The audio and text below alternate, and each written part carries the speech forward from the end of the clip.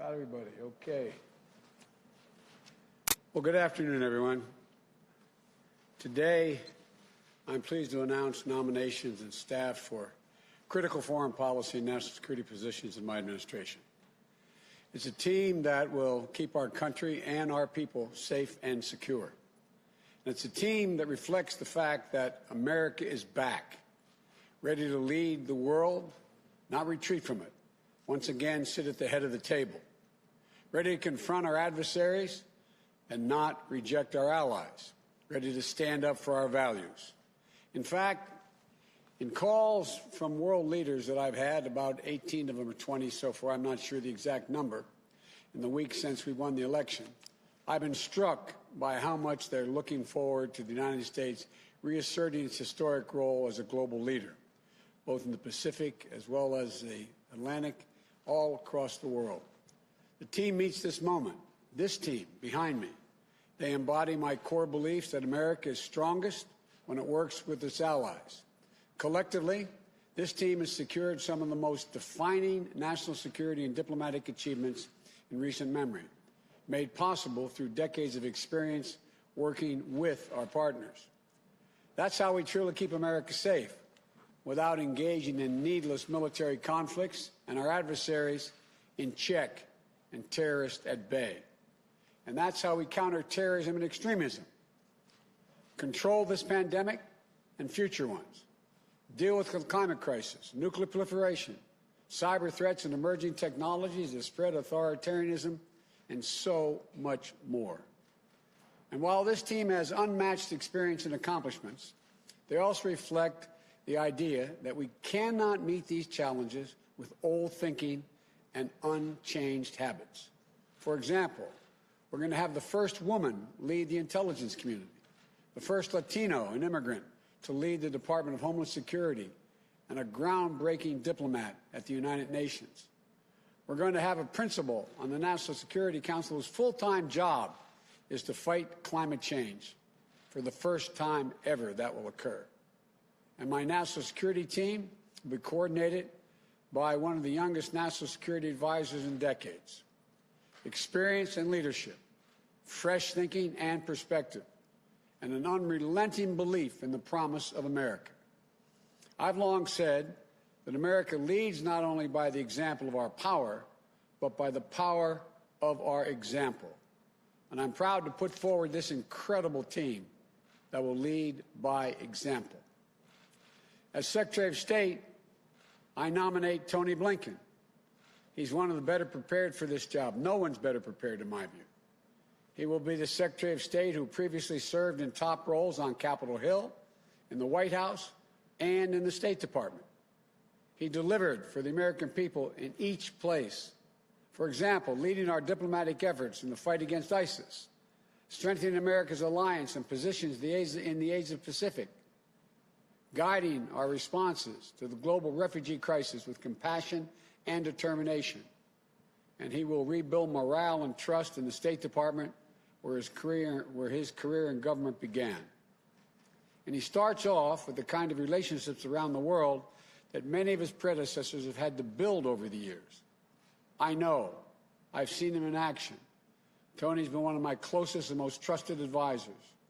I know him and his family, immigrants and refugees, a Holocaust survivor, who taught him to never take for granted the very idea of America as a place of possibilities. Possibilities. Tony is ready on day one. As Secretary for Homeland Security, I nominate Alejandro Mayorkas. This is one of the hardest jobs in government, a gigantic agency. The DHS Secretary needs to keep us safe from threats at home and from abroad. And it's the job that plays a critical role in fixing our broken immigration system. After years of chaos, dysfunction, and absolute cruelty at DHS, I'm proud to nominate an experienced leader who has been hailed by both Democrats and Republicans. Ali, as he goes by, is a former U.S. attorney, former director of U.S. Citizenship and Immigration Services, and a former DHS Deputy Secretary. Helped implement DACA, prevented attacks on the Homeland, enhanced our cybersecurity, helped communities recover from natural disaster, combated Ebola and Zika. And while DHS affects everyone, given its critical role in immigration matters, I'm proud that for the first time ever, the department will be led by an immigrant, a Latino, who knows that we are a nation of laws and values. And one more thing. Today's his birthday. Happy birthday, man. Happy birthday. He's 21. As a director of national intelligence, I nominate Avril Haines, the first woman ever to hold this post. To lead our intelligence community, I didn't pick a politician or a political figure. I picked a professional. She's eminently qualified. Former deputy director of the CIA, former deputy national security advisor to President Obama, and a fierce advocate for telling the truth and leveling with her decisions with the decision makers. Straight up. Nothing unnecessary. I know because I've worked with her for over a decade. Brilliant, humble, can talk literature and theoretical physics, fixing cars, flying planes, running a bookstore cafe, all in a single conversation because she's done all that. And above all, she gets word of a threat, if she gets word of a threat coming to our shores, like another pandemic or foreign interference in our elections, she will not stop raising alarms until the right people take action. People will be able to take her word because she always calls it as she sees it. I believe we are safer with Avril on the watch. I think she can make a great contribution.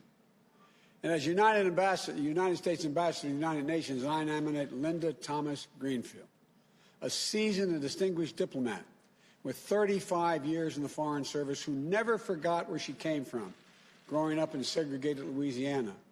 The eldest of 8, her dad couldn't read or write, but she says he was the smartest person she knew. First in her family to graduate from high school, then college. The whole world literally ahead of her, as her dad and mom taught her to believe. Post in Switzerland, Pakistan, Kenya, the Gambia, Nigeria, Jamaica, Liberia, where she was known as the People's Ambassador.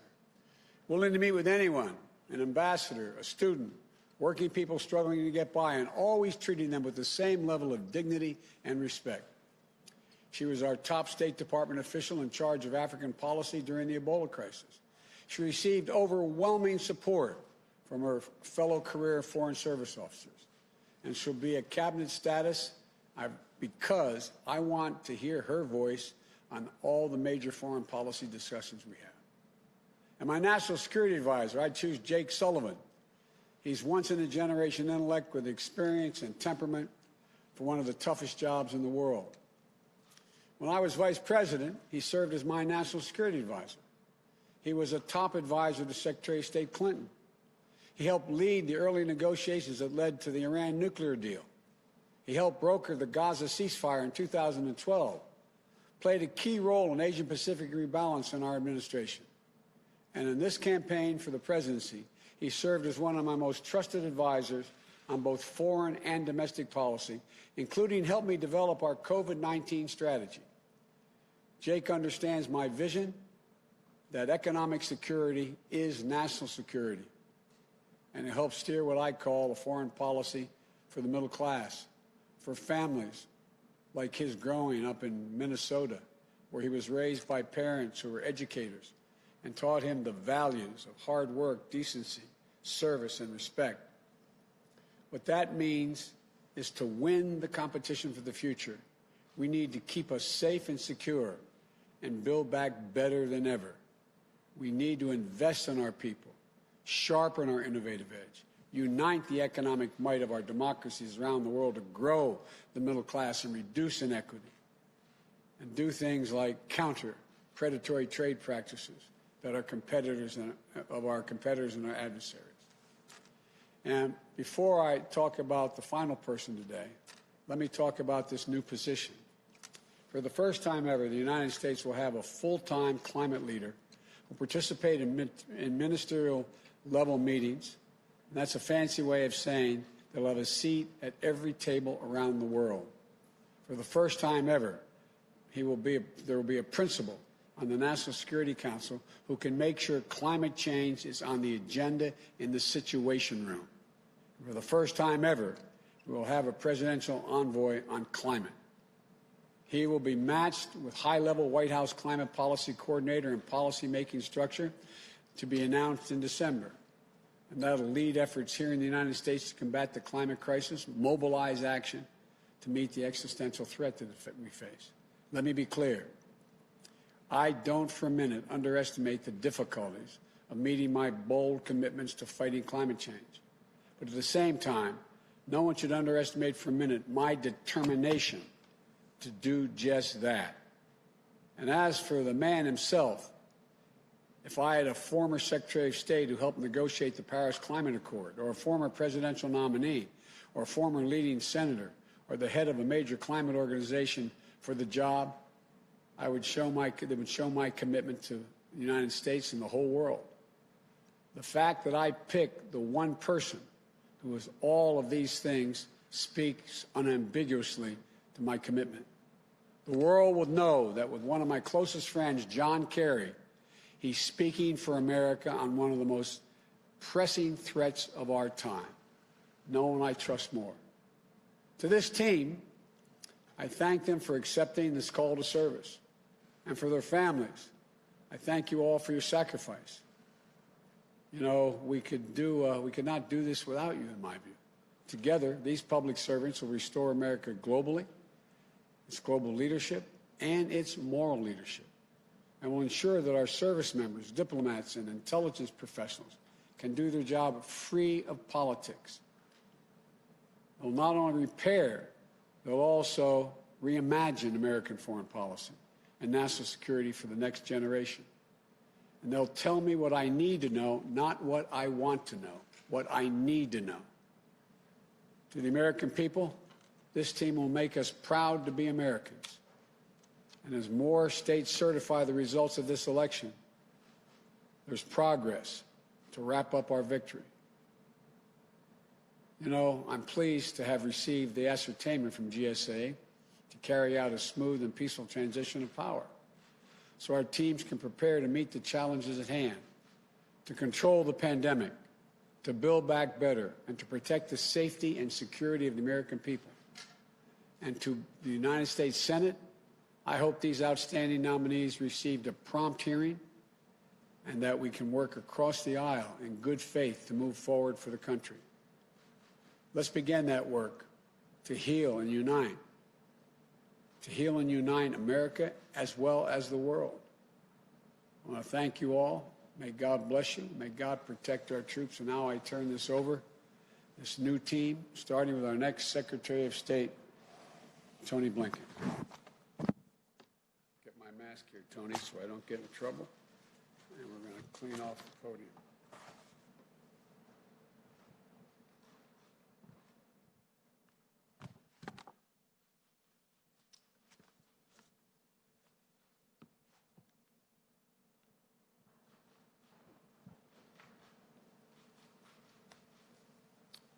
Good afternoon. Mr. President-elect, Vice President-elect Harris, thank you for your trust and your confidence. If confirmed by the United States Senate, I will do everything I can to earn it. Mr. President-elect, working for you, having you as a mentor and friend, has been the greatest privilege of my professional life.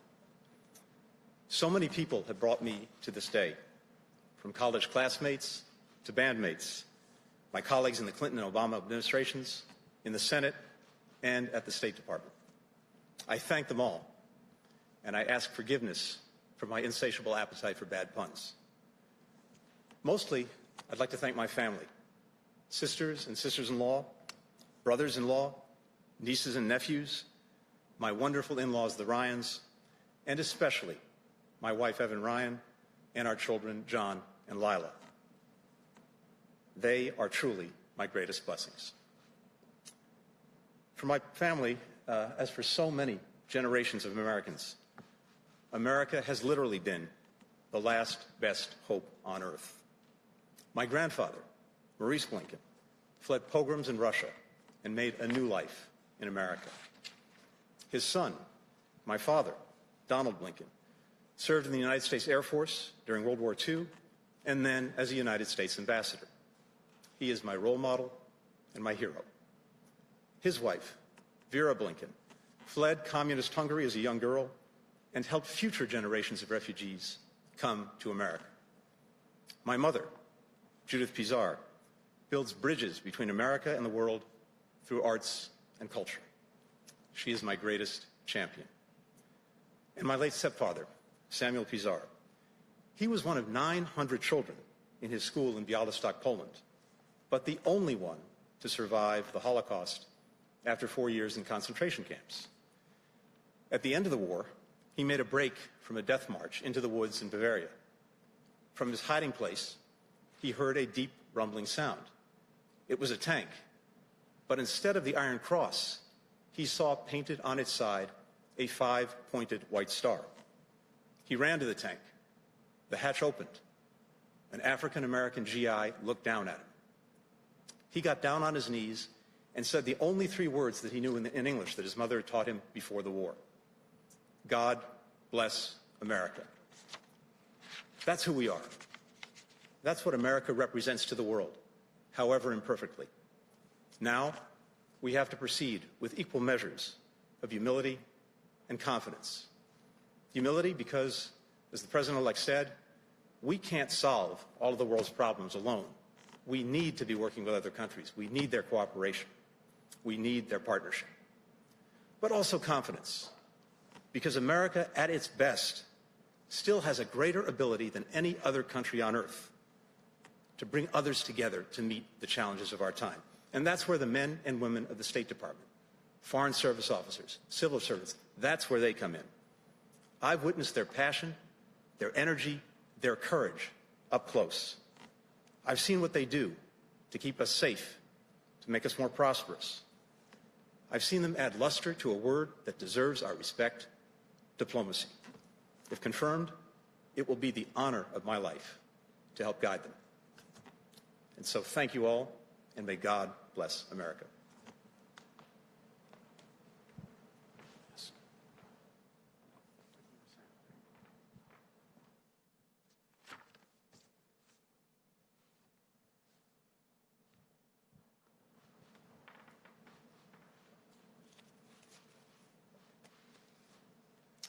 Good afternoon, Mr. President-elect, Madam Vice President-elect. Thank you for placing your trust in me to lead the Department of Homeland Security. Thank you for the privilege of returning, with the consent of the Senate, to government service as a member of your administration. It is the honor of a lifetime. The Department of Homeland Security has a noble mission to help keep us safe and to advance our proud history as a country of welcome. There are more than 240,000 career employees who selflessly dedicate their talent and energy to this mission. Many risk their lives in doing so. I would be honored to return to the department and support these dedicated public servants in fulfilling their responsibilities and realizing our country's greatest hopes, all in partnership with the communities we serve. For 12 years, I had the privilege to stand in a federal courtroom and announce Alejandro Mayorkas on behalf of the United States of America. The words, "on behalf of the United States of America," meant everything to me and to my parents, whom I think of today and every day. My father and mother brought me to this country to escape communism. They cherished our democracy and were intensely proud to become United States citizens, as was I.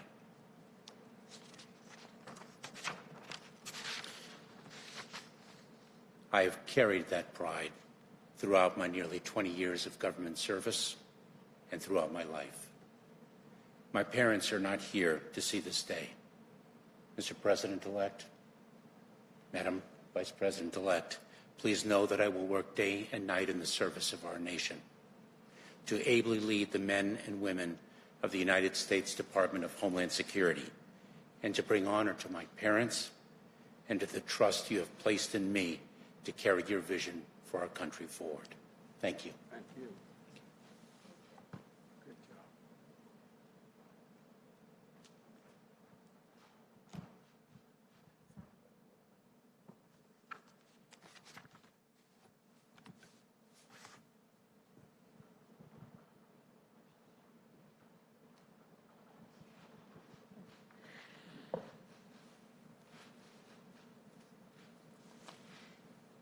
Mr. President-elect, Madam Vice President-elect, I am grateful and even more so humbled by the trust that you placed in me for this role. I'm especially honored to be standing not only by your side, but also alongside some of the most talented and inspiring public servants this country has ever seen. I know, Mr. President-elect and Madam Vice President-elect, that you have selected us not to serve you, but to serve on behalf of the American people, to help advance our security, our prosperity, our values, that the call to service in this role is what makes this nomination such a tremendous honor. If afforded the opportunity to do so, I will never forget that my role on this team is unique. Better than that of a policy advisor, I will represent to you, Congress, and the American public, the patriots who comprise our intelligence community. Mr. President-elect, you know that I have never shied away from speaking truth to power, and that will be my charge as Director of National Intelligence. I've worked for you for a long time, and I accept this nomination knowing that you would never want me to do otherwise, and that you value the perspective of the intelligence community, and that you will do so even when what I have to say may be inconvenient or difficult, and I assure you there will be those times. And finally, to our intelligence professionals, the work you do, oftentimes under the most austere conditions imaginable, is just indispensable. It will become even more complex because you will be critical to helping this administration position itself not only against threats such as cyber attacks or terrorism and the proliferation of nuclear, biological, or chemical weapons, but also those challenges that will define the next generation, from climate change to pandemics and corruption. And it would be the honor of a lifetime to be able to work alongside you once again to take these challenges on together. Thank you so much.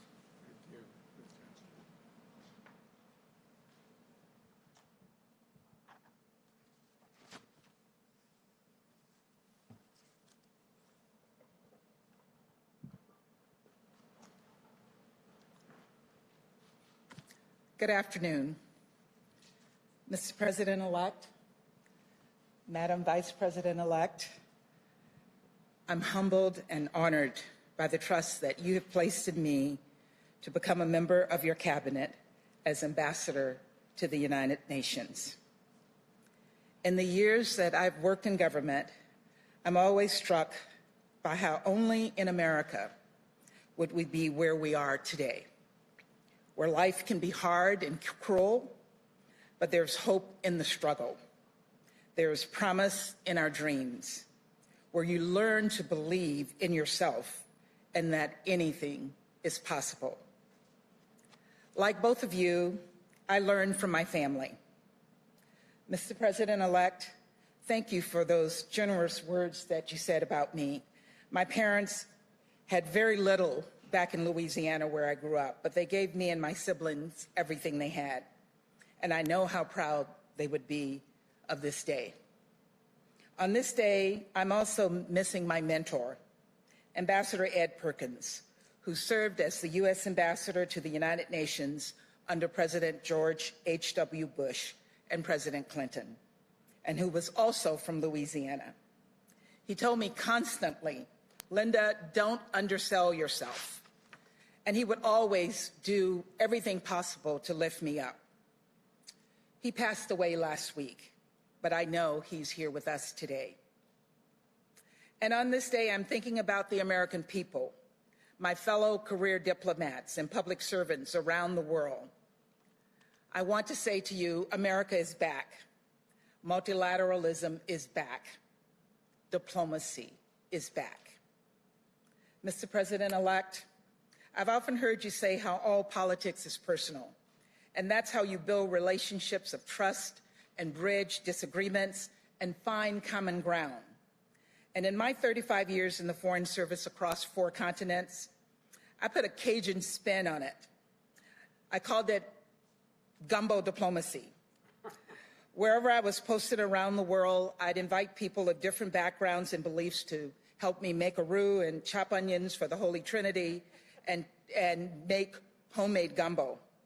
It was my way of breaking down barriers, connecting with people, and starting to see each other on a human level. A bit of lagniappe is what we say in Louisiana. That's the charge in front of us today. The challenges we face, a global pandemic, the global economy, the global climate change crisis, mass migration and extreme poverty, social justice, are unrelenting and interconnected, but they're not unresolvable if America is leading the way. Thank you.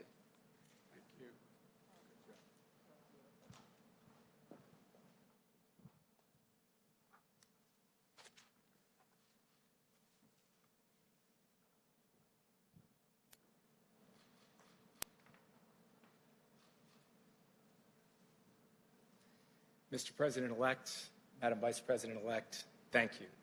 Mr. President-elect, I am honored and humbled by the immense responsibility that you placed in me of being your national security advisor. I pledge to you and to the American people that I will work relentlessly in service of the mission you have given us, to keep our country and our people safe, to advance our national interests, and to defend our values.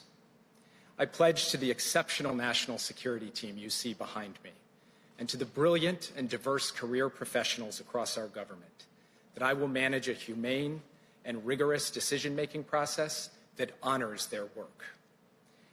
And I pledge to my parents, who taught my brothers, my sister, and me to work hard, tell the truth, and serve others, that I will do my utmost to make you proud.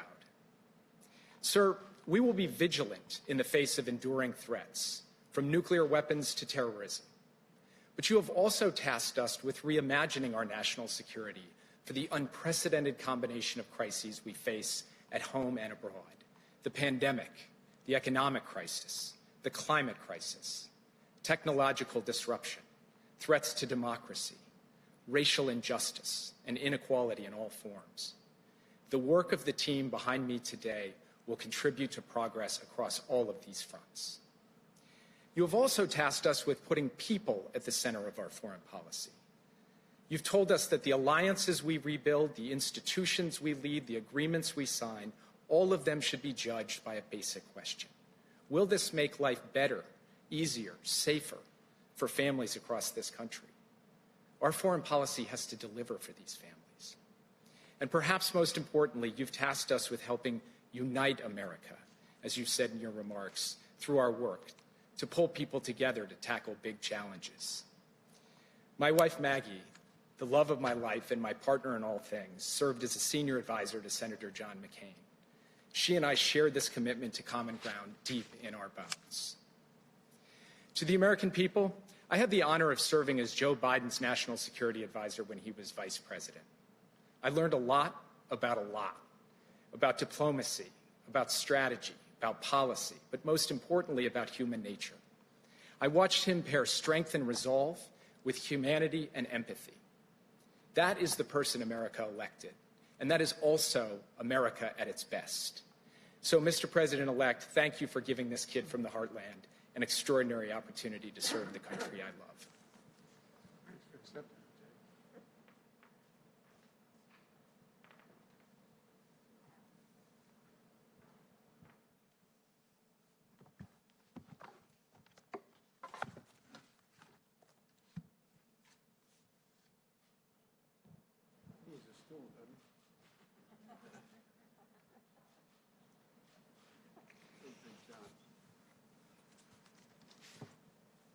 Mr. President-elect, Vice President-elect Harris, thank you, Mr. President-elect, for your generous words.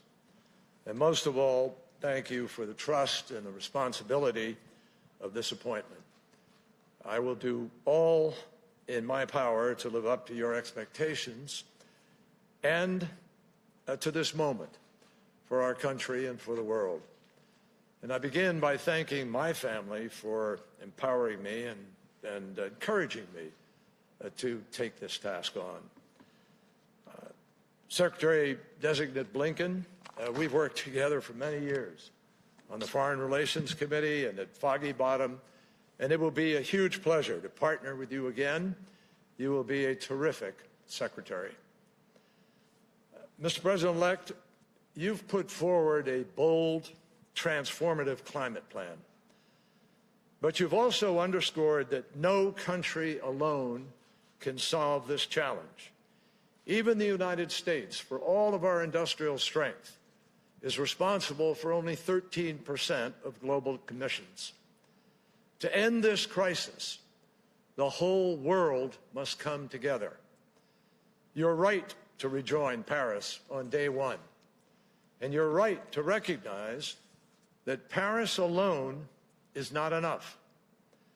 At the global meeting in Glasgow 1 year from now, all nations must raise ambition together, or we will all fail together. And failure is not an option.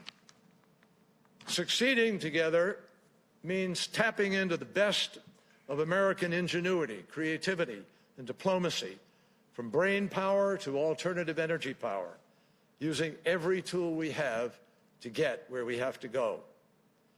No one should doubt the determination of this president and vice president.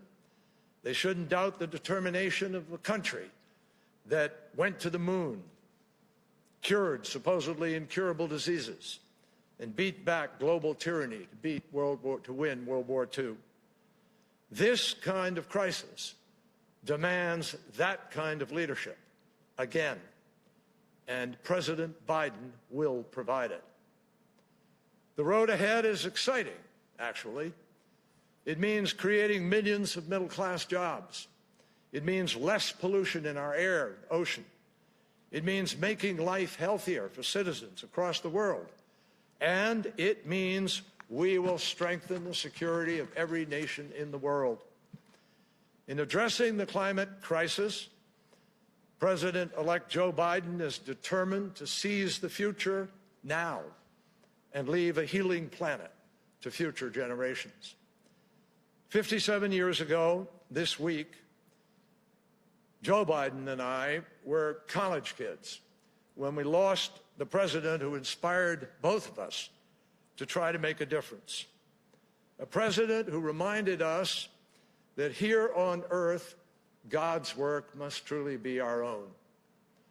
President Joe Biden will trust in God, and he will also trust in science to guide our work on earth to protect God's creation. Mr. President-elect and Vice President-elect Harris, I look forward to getting to work. Thank you.